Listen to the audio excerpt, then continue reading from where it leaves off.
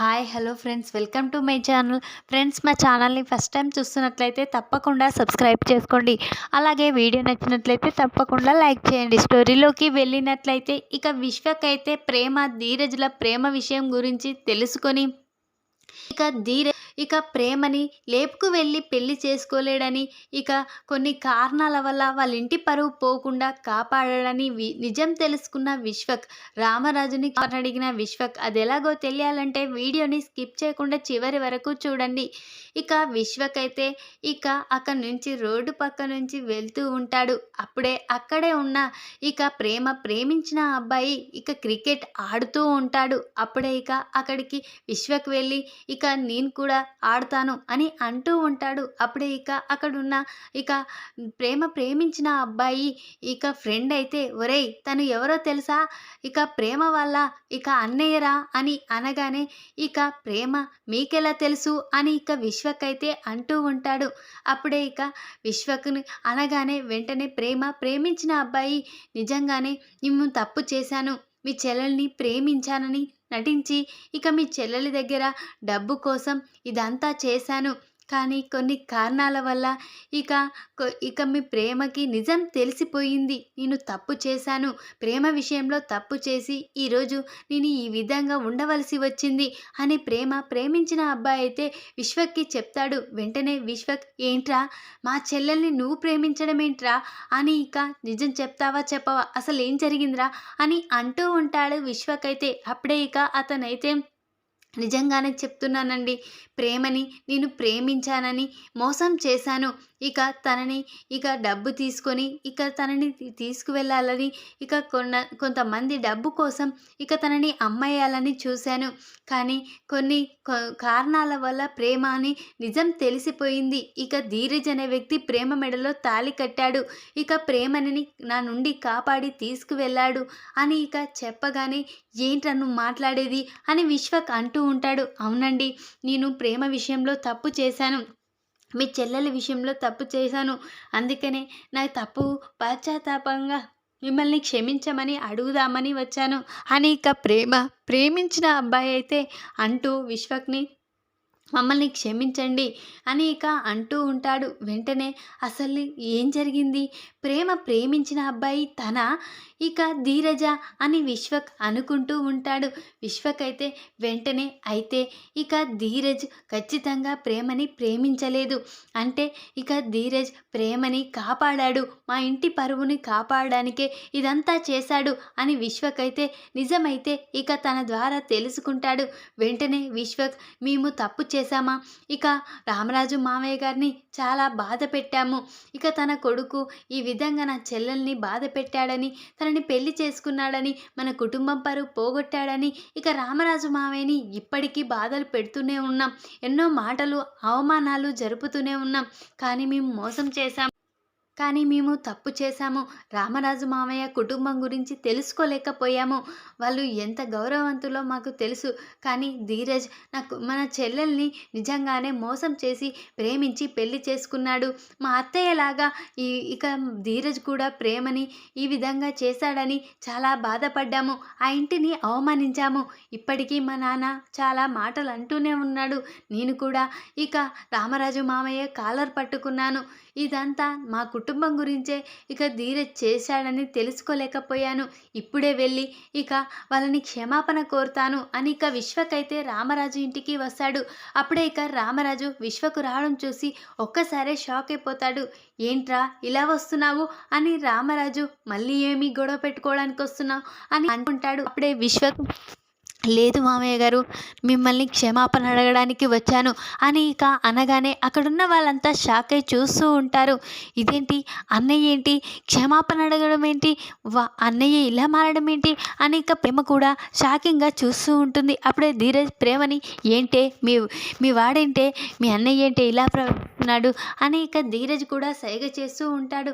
అప్పుడే అది నాకు కూడా అర్థం కావడం లేదురా అని ఇక ప్రేమ అంటూ అప్పుడే రామరాజు ఎందుకు మమ్మల్ని క్షమాపణ అడగడం ఏంటి అని ఇక అనగానే అవును మావయ్య, మేము నిజ నిజాలు తెలుసుకోకుండా మీ కుటుంబాన్ని మిమ్మల్ని ఎన్నో మాటలు అన్నాము. ఇక మీ పరువు తీసామా మా పరువు తీశారని ఇక మిమ్మల్ని ఎన్నో మాటలు అని బాధ పెట్టాము. మమ్మల్ని క్షమించే మామయ్య గారు అని ఇక అంటూ ఉంటాడు విశ్వకైతే. అప్పుడే నువ్వు మాట్లాడేది నాకేమీ అర్థం కావడం లేదు అని ఇక రామరాజు అనగానే అవును, మీకు అర్థం కావడం లేదనుకుంటున్నారు, కానీ ఇక ధీరజ్ నిజంగానే నా చెల్లిని ప్రేమించి మమ్మల్ని మోసం చేసి మా కుటుంబం పరువు తీసి నా చెల్లెల్ని లేపుకు వెళ్ళి పెళ్లి చేసుకున్నానని మేము అనుకొని ఇక ప్రతిసారి మిమ్మల్ని ఎన్నో మాటలు అన్నాం, కానీ అసలు నిజం తెలుసుకోలేకపోయాం. అసలు ధీరజ్ మా చెల్లెల్ని ప్రేమించలేదు, ఇక మా చెల్లెల్ని ఇక లేపుకు వెళ్ళి పెళ్ళి కూడా చేసుకోలేదు. ఇక మా కుటుంబం పరువు కాపాడడానికి ధీరజ్ మా కోసం ఎంతో చేశాడు, కానీ నిజాలు తెలుసుకోక ధీరజ్ని ఇక చంపాలని కూడా చూసాం, కానీ ధీరజ్ ఎంత గొప్పవాడో ఇప్పుడు అర్థమైపోయింది అని ఇక విశ్వ కనగానే ఇక ప్రేమ అక్కడ వేదవతి ఒక్కసారే షాక్ అయిపోతారు.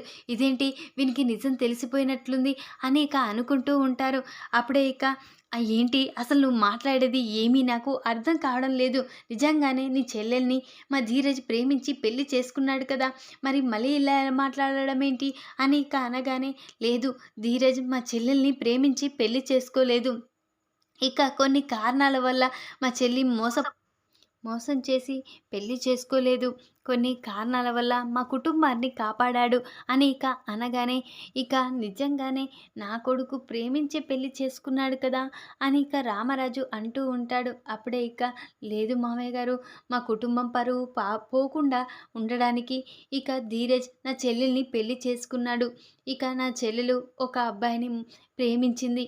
ఇక తను మోసం పూర్తిగా ప్రేమిస్తున్నాడని ఇక అతను ప్రాణంగా ప్రేమిస్తున్నట్లు నటించి డబ్బు కోసం నా చెల్లెల్ని లొంగ తీసుకోవాలని చూశాడు. కానీ నా చెల్లెలు తనతో పోవడం వల్ల ఇక తను ఈ విధంగా ప్రవర్తిస్తాడని తన గురించి ముందే తెలుసుకొని ధీరజ్ నా చెల్లెల్ని కాపాడి తన నుండి ఇక మా కుటుంబం పరువు పోకూడదని ఇక ధీరజ్ మా చెల్లి ప్రేమని పెళ్లి చేసుకున్నాడు. కానీ మేము ఇదంతా తెలుసుకోక ప్రతిసారి మిమ్మల్ని అవమానించాము అని ఇక రామరాజుతో ఇక విశ్వక్ చెప్పగానే రామరాజు షాక్ అయిపోతాడు. ఏంట్రా ధీరజ్ నిజమా అని అంటూ ఉంటాడు. అప్పుడే ఇక వేదవతి అవునండి, ధీరజ్ గాడు ప్రేమని ప్రేమించి పెళ్లి చేసుకోలేదు. ప్రేమ ఒక అతన్ని ప్రేమించి వాడు మోసం చేశాడని తెలుసుకోలేక వానితో ఇక పెళ్లి చేసుకోవడానికి సిద్ధపడింది. కానీ వాడు మాత్రం డబ్బు కోసమే ప్రేమని ప్రేమించినట్లు నటించాడు. ఇక అది తెలుసుకొని ధీరజ్ని నేనే ప్రేమని పెళ్లి చేసుకొని నా కుటుంబం పరువు కాపాడమని వేడుకున్నాను. అందుకే ధీరజ్ ఇక ప్రేమని నా మాట మేరకు పెళ్లి చేసుకున్నాడు. కానీ ఈ నిజం ఇక ఎవరికీ తెలియకూడదని నా దగ్గర మాట తీసుకున్నాను. అందుకనే ధీరజ్ ఎవరికి ఏ విషయం చెప్పలేదు. ఇక మీతో మాట్లాడకుండా మీరు ప్రతిసారి ఇక ధీరజ్ మీ మాట వినలేదని ఎన్నో మాటలు అన్నారు. అయినా వాడు ఇక ఆ నిజాన్ని బయట పెట్టలేడు అని ఇక వేదవతి అయితే చెప్పగానే రామరాజు కళ్ళల్లో నీళ్లు తెచ్చుకుంటాడు. వెంటనే ఇక ఏంట్రా ధీరజ్, ఇంత జరిగినా నాకు ఒక్కసారి నిజం చెప్పలేవేంట్రా? ఎన్నో మాటలు అన్నాను, ఎన్నో బాధ పెట్టాను. ఇక నువ్వు నా కడుపున చెడపుట్టావని ఎన్నో మాటలు అన్నాను, నన్ను క్షమించరా అని రామరాజు ఇక ధీరజ్ని ప్రాధేయపడుతూ ఉంటాడు. వెంటనే ఏంటి నాన్న, మిమ్మల్ని నేను క్షమించడం ఏంటి? లేదు నాన్న, మీ మాట కాదని నేను ఏ తప్పు చేయను నాన్న అని ఇక ధీరజ్ అయితే ఇక రామరాజు కాళ్ళపై పడి వేడుస్తూ ఉంటాడు. అప్పుడు ప్రేమ అయితే అవును మామయ్య గారు, ధీరజ్ ఈరోజు నేను బ్రతికుండడానికి కారణం ధీరజ్ నన్ను పెళ్లి చేసుకున్నాడు, చాలా బాగా చూసుకుంటున్నాడు మామయ్య. ధీరజ్ లాంటి గొప్ప భర్త నాకు ఎక్కడ దొరకరేమో, కానీ ధీరజ్ లేకుంటే ఈరోజు నేనే లేకపోయేదాన్ని అని ఇక ప్రేమ ధీరజ్ గురించి గొప్పగా చెప్పడంతో ఇక వెంటనే ఇక ధీరజ్ దగ్గరికి వెళ్ళి ఇక విశ్వకైతే నన్ను క్షమించు బావా అని కాళ్ళపై పడతాడు. వెంటనే ఇక రామరాజు కాళ్ళపై పడి, "మామయ్య గారు, మిమ్మల్ని కూడా ఎన్నో బాధలు పెట్టాము. మమ్మల్ని క్షమించండి మామయ్య గారు" అని విశ్వకు వెంటనే ప్రేమని ఇక హక్కున చేర్చుకుంటాడు. "అమ్మ ప్రేమ, మమ్మల్ని క్షమించమ్మా. నీ భర్తని ఎన్నో మాటలన్నాము.